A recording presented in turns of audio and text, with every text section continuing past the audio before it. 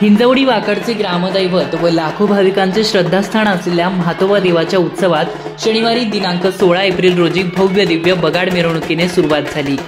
5 दिवस चालणाऱ्या या उत्सवात ग्रामस्थ व महिलांनी मोठ्या प्रमाणात सहभाग घेतला, तर युवकांचा उत्साह देखील उल्लेखनीय होता।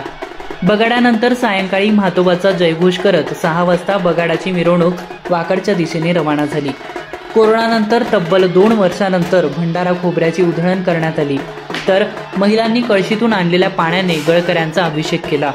दुपारी 4 वाजल्यापासून भाविकांनी परिसरात गर्दी केली होती। साखरे पाटील घराण्यातील किसन साखरे पाटील यांनी गळकऱ्याचा निवडीची घोषणा केली।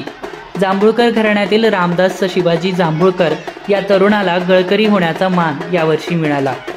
यासोबतच काठीचा मान श्रीरंग हुलावळे यांना मिळाला। दीपक साखरे व संदेश साखरे यांना खांदेकराचा मान मिळाला।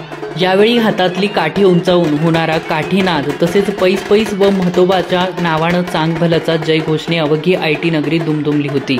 यासोबतच हजारो भाविक भक्तांनी देखील वाकडच्या दिशेने प्रस्थान केले। अतिशय शिस्तबद्धरित्या भाविक या उत्सवाचे आयोजन करतात, त्यामुळे शेकडो वर्षाची ही परंपरा आज देखील त्याच भक्तिभावाने संपन्न होते। बातमीची दृश्य पाठवली आहेत आमचे प्रतिनिधी भानुदास हिवराळे यांनी।